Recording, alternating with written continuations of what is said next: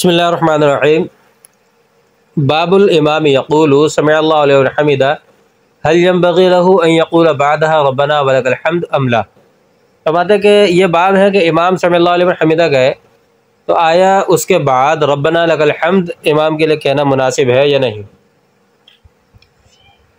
اس میں اختلاف ہے، امام طحاوی رحمۃ اللہ علیہ نے اس کے اندر دو مسئلے بیان فرمائے ہیں، دو قول بیان فرمائے ہیں اس کے اندر، یہاں پہ جو بحث کریں گے اس باب میں۔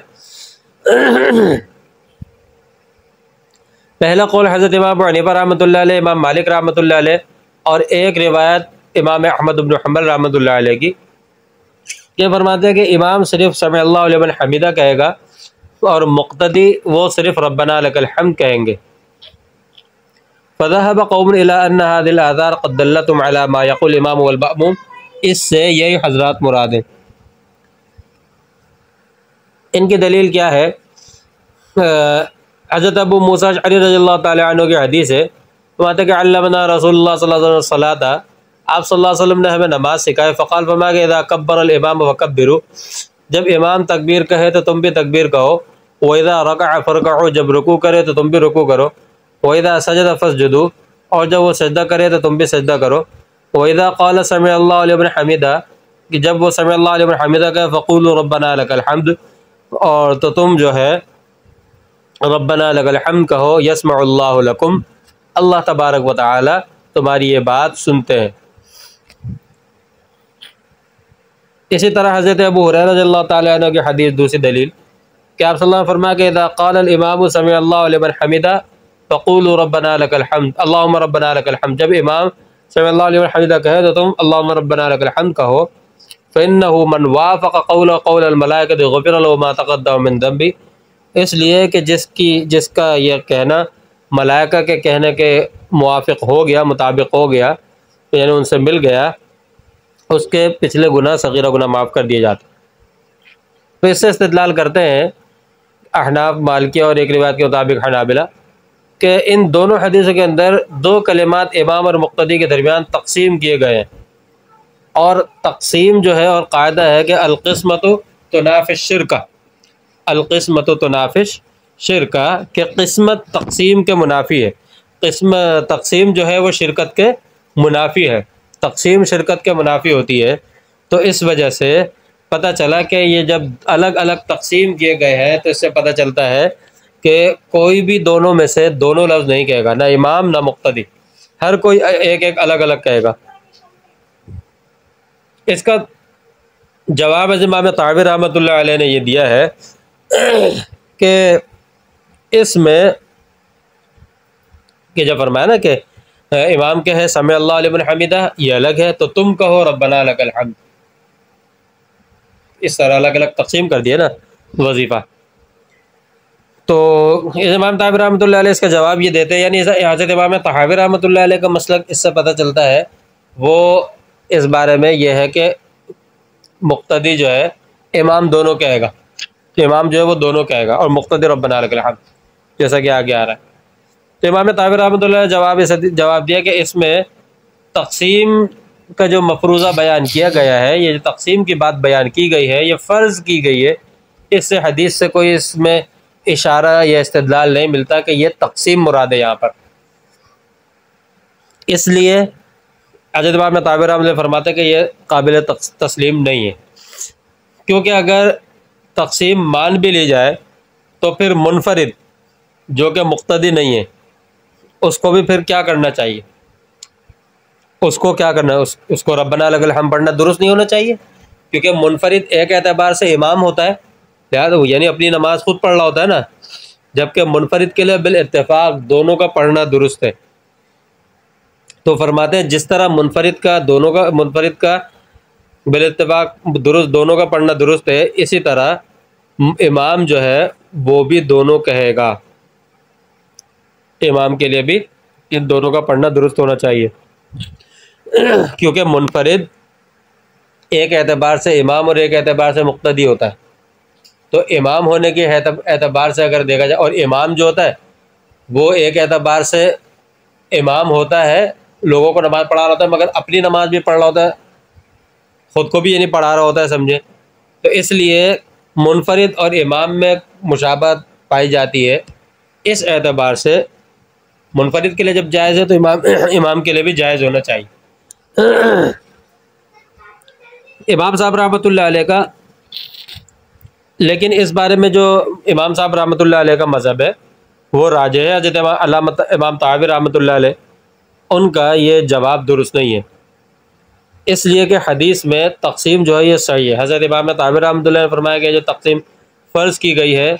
یہ درست نہیں ہے، لیکن یہ تقسیم صحیح ہے، حدیث کے اندر تقسیم صحیح ہے، کیونکہ جو صرف امام اور مقتدی کے درمیان ہے اس کے یہاں بات ہو رہی ہے، منفرد کے ساتھ اس تقسیم کا تعلق ہی نہیں ہے۔ جو منفرد کو بیچ میں بیان کر کے اور منفرد کو اس پر قیاس کرتے ہوئے امام کے لیے جائز قرار دیا، یہ تقسیم تو امام اور منفرد کے درمیان ہو رہی ہے۔ جب امام اور منفرد کے درمیان ہو رہی ہے تو وہ امام اور منفرد نے، یہ تقسیم تو امام اور مقتدی کے درمیان ہو رہی ہے۔ مقتدی اور امام کا مسئلہ ہے، ان کے درمیان یہ تقسیم آپ صلی اللہ علیہ وسلم نے بیان فرمائی ہے۔ منفرد کا اس سے تعلق ہی نہیں ہے کہ منفرد کو بیچ میں لا کر اس پر قیاس کر کے اور امام والی بات کو غلط کیا جائے۔ اس لیے حضرت امام ابو حنیفہ رحمۃ اللہ علیہ کا مسلک جو ہے وہی راجح ہے کہ امام تسمیع یعنی سمع اللہ لمن حمیدہ کہے گا، اور مقتدی جو ہے وہ تحمید یعنی ربنا لک الحمد کہے گا۔ دوسرا قول جو ہے وہ حضرت امام شافعی رحمۃ اللہ علیہ، امام اسحاق، امام ابو یوسف، امام محمد اور امام طحاوی رحمۃ اللہ علیہ ان کی ایک روایت، اور ایک روایت امام احمد بن حنبل رحمۃ اللہ علیہ۔ ایک روایت کے مطابق وہ امام ابو حنیفہ اور امام مالک رحمۃ اللہ علیہ کے ساتھ تھے، اور ایک روایت کے مطابق وہ ان کے ساتھ ہے، دوسرے قول والوں کے ساتھ۔ فرماتے ہیں کہ امام صلی اللہ علیہ وسلم اور ربنا لک الحمد دونوں پڑھے گا، جبکہ مقتدی جو ہے وہ صرف ربنا لک الحمد پڑھے گا۔ وخالفهم في ذلك آخرون، اس سے مراد یہی حضرات۔ ان کی دلیل کیا ہے؟ حضرت ابو ہریرہ رضی اللہ تعالیٰ عنہ ہی کی دلیل ہے۔ حضرت قال انا اشبہکم صلاۃ برسول اللہ صلی اللہ علیہ وسلم، کہ میں تم لوگوں میں آپ صلی اللہ علیہ وسلم کی نماز زیادہ مشابہ ہوں۔ کان اذا قال، فرماتے کہ جب آپ صلی اللہ علیہ وسلم جب اذا قال سمع اللہ علیہ حمیدہ قال اللہم ربنا، فرمایا کہ جب امام کے سمع اللہ علیہ حمیدہ تو اللہم ربنا لک الحمد کہے۔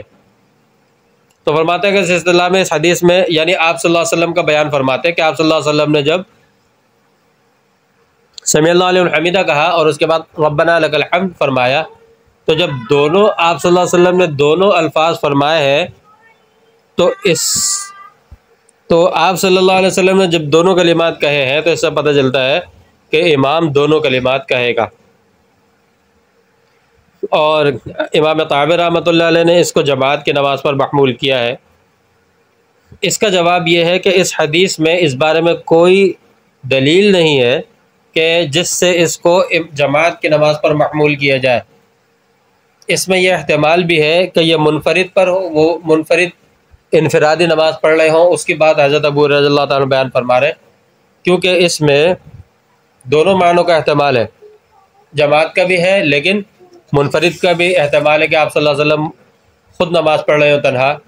اور قاعدہ ہے اذا جاء الاحتمال بطل الاستدلال، کہ جب احتمال آ جائے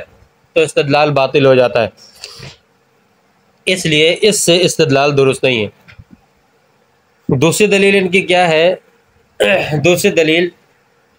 حضرت عائشہ صدیقہ رضی اللہ تعالیٰ عنہ کی حدیث ہے، قال خسفت الشمس فی حیات رسول اللہ صلی اللہ علیہ وسلم فصلی بالناس، کہ ایک دفعہ آپ صلی اللہ علیہ وسلم کی زندگی میں خسوف شمس ہوا، یعنی سورج گرہن ہوا، تو آپ صلی اللہ علیہ وسلم نے لوگوں کو نماز پڑھائی۔ فلما رفع رأسه من الرکوع، جب آپ صلی اللہ علیہ وسلم نے رکوع سے سر اٹھایا، قال سمع اللہ لمن حمدہ ربنا لک الحمد ربنا ولک الحمد، کہ سمع اللہ لمن حمدہ ربنا ولک الحمد کہا آپ صلی اللہ علیہ وسلم نے جب رکوع سے سر اٹھایا۔ تو فرماتے کہ اس کے حدیث کے اندر بھی صراحت ہے کہ آپ صلی اللہ علیہ وسلم نے جب لوگوں کو نماز پڑھا رہے تھے تو جب رکوع سے سر اٹھایا تو سمع اللہ لمن حمدہ ربنا لک الحمد پڑھا۔ تو اس سے پتہ چلتا ہے کہ امام دونوں کلمات کہے گا۔ اس کا جواب یہ ہے، ایک جواب تو اس کا یہ ہے کہ یہ طریقہ نماز کسوف کے ساتھ خاص ہے، جبکہ اختلاف جو ہے وہ عام نمازوں کے بارے میں ہے، خاص نماز کسوف وغیرہ کے بارے میں نہیں ہے۔ لہذا خاص نماز سے عام نمازوں پر استدلال کیسے درست ہو سکتا ہے؟ کیونکہ کسوف کے بارے میں تو یہ بھی مشہور ہے کہ 2 رکوع فرمایا تھا آپ صلی اللہ علیہ وسلم نے، اگرچہ اس کی تفصیل آگے، لیکن بہرحال اس لیے اس اعتبار سے تو ایک خاص نماز عام نمازوں کے لیے اس سے استدلال درست نہیں ہے۔ دوسری بات یہ کہ یہ فعلی حدیث ہے، جبکہ امام صاحب امام حنیفہ رحمۃ اللہ علیہ کا استدلال قولی حدیث ہے،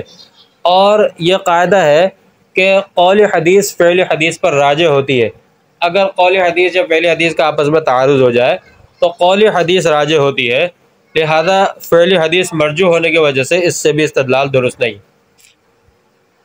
یہ جواب ہے۔ باقی اس کے بارے میں امام طحاوی رحمۃ اللہ علیہ نے نظر بھی پیش فرمائی ہے۔ امام طحاوی رحمۃ اللہ علیہ اور صاحبین کا جو قول ہے وہ راجع ہے، اس لیے انہوں نے اس کی تائید میں نظر پیش فرمائی ہے، اور بات ہے کہ تمام نمازوں میں امام منفرد کی طرح اعمال کرتا ہے، جیسے تکبیر، قرات، قیام، قعود و تشہد وغیرہ، اور چونکہ منفرد اپنی نماز میں سمع اللہ علیہ حمیدہ کے بعد ربنا لک الحمد بھی پڑھتا ہے، اس لیے جب وہ منفرد کی طرح اعمال کرتا ہے تو اس لیے اس پر نظر اور قیاس کرنے کا تقاضا یہ امام طحاوی رحمۃ اللہ فرماتے ہیں کہ امام کو بھی سمع اللہ علیہ حمیدہ ربنا کے بعد ربنا لک الحمد پڑھنا چاہیے۔ امام اسی طرح بعض حضرات فقہاء کرام نے یہ بھی فرمایا، حضرت امام شافعی، امام احمد بن حنبل، امام اسحاق یہ فرماتے ہیں کہ منفرد کی طرح امام اور مقتدی دونوں، یہ قول بھی ہے کہ امام اور مقتدی دونوں منفرد کی طرح سمع اللہ علیہ حمیدہ ربنا لک الحمد دونوں کہیں گے، لیکن امام طحاوی رحمۃ اللہ علیہ نے اس باب میں اس تیسرے قول سے بحث نہیں کی۔